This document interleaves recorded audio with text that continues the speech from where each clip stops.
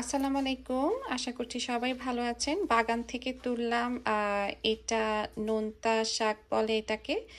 আবার অনেকে নুনিয়া শাকও বলে। সো আ মানে সবসময় বড়, বড় পাতার শাক খেলে মানে ভালো লাগে না। তখন মাঝে মধ্যে এরকম ছোট, ছোট পাতার শাক খেতে খুব মজা লাগে। মূলত এই কারণে এই শাকটা করা। আর আর এই শাকটার জন্য কিছুই করতে হয় না। মানে এত আ মানে হেল্পফুল মানে ও মানে নিজে নিজেই হয়। কিছু করতে হয় না। তারপরে এইবার একটু তুলতে দেরি হওয়াতে অনেকখানি নষ্ট হয়ে গেছে কিছু, কিছু সো এটা একটু কষ্ট আছে, একটু মানে ভেজাল আছে। মানে এই যে এখান থেকে খুলে, খুলে নিয়ে করতে হবে। তো ওইটাই একটু সমস্যা। এছাড়া শাকটা খেতে ভালো লাগে। একটু মানে যত রকমের যত শাক আছে এটা একটু ভিন্ন। তো এই শাকটা আজকে মানে রান্না করব। এই যে এখন হইতেছে আমরা এই ডাটার থেকে এই যে পাতাটা এখন খুলে খুলে নিতেছি। আম্মু করতেছে। আম্মু একটু দেখাও কিভাবে খুলে খুলে নিতেছো। যে এই যে এইভাবে করে আপনি এইভাবে খুলে খুলে নিবেন।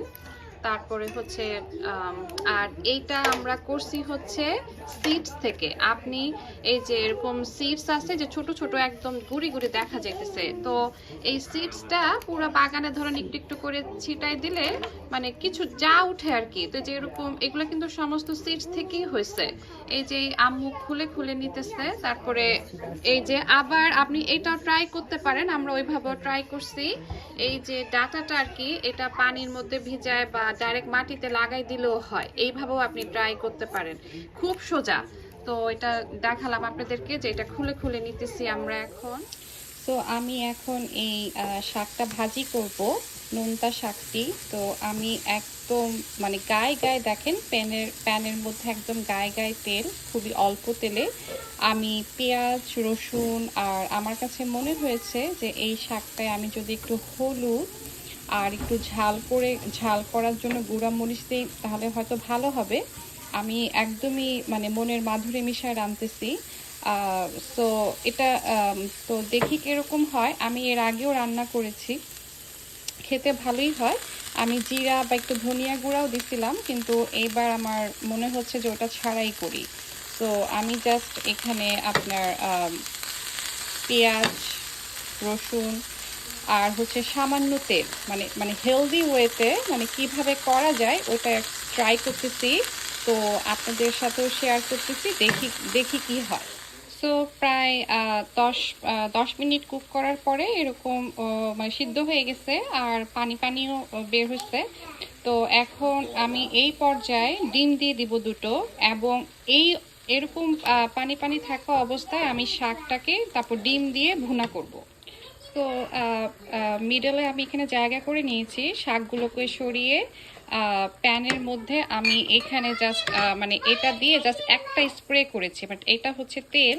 আপনি জাস্ট এই যে তেল এটা আমি জাস্ট স্প্রে দিয়ে জাস্ট ওয়ান স্প্রে জাস্ট একটা স্প্রে করছি, জাস্ট সারফেসটা যাতে একটু মানে একটু শুকনো ছিল।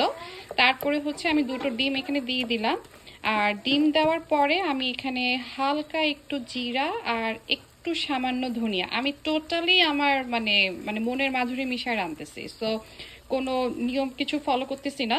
তো আমি আমি ট্রাই করতেছি যে দেখি এভাবে মানে করার পরে খেতে কিরকম হয়। তো ওই যে শাকের যে এখানে দেখেন শাকের যে পানিটা ছিল ওটার সাথে এখন আমি এই শাকটাকে ডিম দিয়ে আমি এখন ভালোভাবে এটাকে মানে ভুনা করব।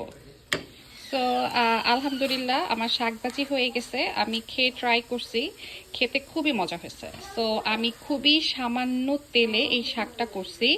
আর ডিমটা একটু স্বাদ হওয়ার জন্য আমি জিরা আর একটু ধনিয়া দিচ্ছি যখন ডিমটাকে আমি ভাঙছি। সো আমি জাস্ট এটা এটা কুকিং চ্যানেল না, কিন্তু আমি যে রান্নাটা করি হেলদি রান্না আমি শেয়ার করি, ইন কেস যদি কারো ভালো লাগে বা কারো উপকার হয়, হোয়াই নট। সো এটাই আমার মেইন উদ্দেশ্য যে আপনি মানে আমরা বাঙালিরা ভাত শাক মাছ খেতে খুব পছন্দ করি। তো এরকম হালকা তেলে, আর আমাদের রান্না তো এমনিই খেতে মজা, একটু কম মশলা দিয়ে হালকা তেলে রান্নাটা করা যায়। তো এই যে আপনি ডিম দিবেন, পেঁয়াজ রসুন একটু হলুদ মরিচ সব কিছু দিয়ে এই যে সুন্দর করে আমি ভাজিটা করলাম, খেতেও ভালো হয়েছে এবং দেখেন তেল নাই।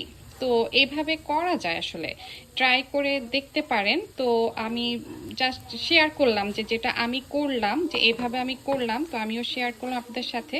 যদি যদি কারো ভালো লাগে, যদি কারো উপকার হয়, স্পেশালি বাসায় যদি বয়স্ক মানুষ থাকে বা আমাদেরও যাদের কোলেস্ট্রলের সমস্যা আছে। আর আমি এখানে যে চাইনিজ ভিয়েতনামিজ আমার ফ্রেন্ড আছে, ওরা তো জাস্ট সিদ্ধ করে খেয়ে ফেলায়, সো মানে শাকও সিদ্ধ করে খেয়ে ফেলায়। সো এইটা তো তাহলে এটা তো অনেক ইয়ামি সেই তুলনায়। আর এখানে আমি রুই মাছ ভাজি করছি, এই প্যানের মধ্যে আমি করছি। এই প্যানটা হচ্ছে মাশাল্লাহ, এই প্যান হচ্ছে এত হেল্পফুল। এটা হচ্ছে আপনার সিরামিকের। তো ওই সিরামিকের প্যানে সামান্য একটু তেলেই আপনি মানে যে কোনো জিনিস ভাজি করতে পারবেন। তো এটা কিন্তু দেখে মনে হচ্ছে যেন একদম মানে তেলের মধ্যে চুপচুপা, সো ওইটা কিন্তু না, মানে হালকা তেল, মানে একদম গায়ে গায়ে তেলের মধ্যে আমি জাস্ট কড়া করে এগুলো মানে ভাজি করছি। রুই মাছটা আগে আমি মেরিনেট করে রাখছিলাম, তাহলে মানে ভাজি করলে খেতে মজা লাগে। তারপর মাছগুলো তুলে ফেলার পরে ওই ওই ওইখানেই মানে ওই অবস্থাতেই মাছগুলো তুলে ফেলার পরে আমি হচ্ছে গাজর, তারপরে ক্যাপসিকাম, পেঁয়াজ, মরিচ দিয়ে আমি আবার একটু সটে করে নিছি।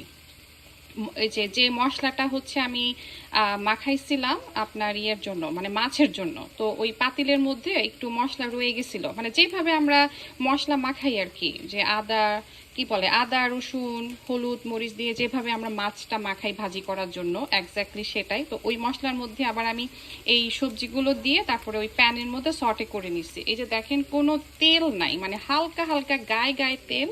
তারপরে মানে এটাই আর কি শেয়ার করলাম আপনাদের সাথে। আপনারাও আমার, আবারও বলতেছি, এটা কুকিং চ্যানেল না, আমার কাছে মনে হয় যে আমি এভাবে হেলদি ওয়েতে করতেছি, কারো যদি উপকার হয় তাহলে শেয়ার করি। তো সবাই ভালো থাকবেন, বাই।